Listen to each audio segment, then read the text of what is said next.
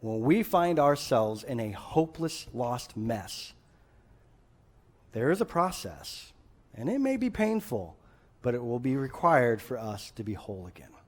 You know, in our second point, the whole idea in that was that we were talking about, being willing to trust God against the odds. But we have two problems with that we have to be sure that we address. All right, and the first one is this: a realistic view of what it actually takes God to take us from hopeless to success. Living in a broken world with broken people and broken stuff and trying to work through our things and put all that together, have a realistic view about that. There's a lot going on there, and God can handle it. He can work it out, okay?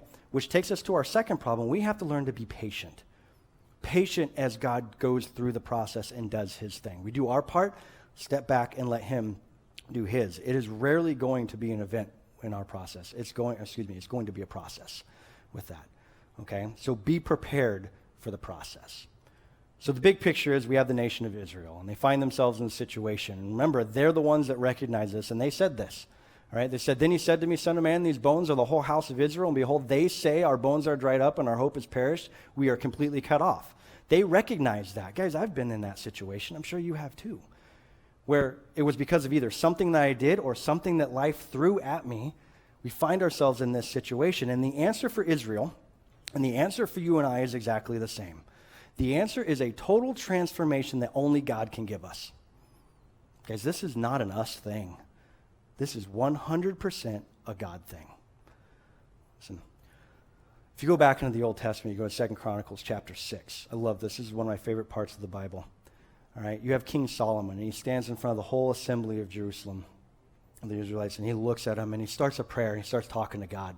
It's like a 50-some verse prayer, right? And he goes through, and he says, "Listen, God, when your people do this, when they sin in this way, when they sin in that way, when this happens to them, when they go in that direction," he goes on and on and on. And at the end of each one of those, he goes, "Will you hear their cry? Will you hear their prayers? Will you answer those?" And you get to the end of it in chapter 7, verse 14. And God's answer is, "If my people who are called by my name will humble themselves and pray and turn from their wicked ways, I will forgive their sins, I will hear their prayers, and I will heal their land." He says, I got you. And then Jeremiah, I told you at the beginning, we talk about him real quick. Jeremiah, at the exact same time of everything happening and what we're talking about today, outside in Jerusalem, is writing to them. And through him, God looks at him in Jeremiah 29:11 and says, "I know the plans I have for you, declares the Lord.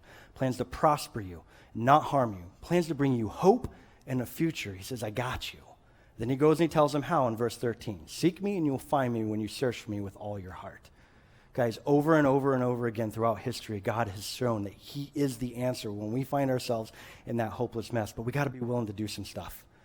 We got to be willing, first of all, if it's a mess, call it a mess. Okay? Then we have to be willing to trust God when the odds are against us.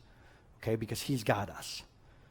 Okay? And then we have to understand that it is a process. It's not an event. And the last thing is this. Hang in there.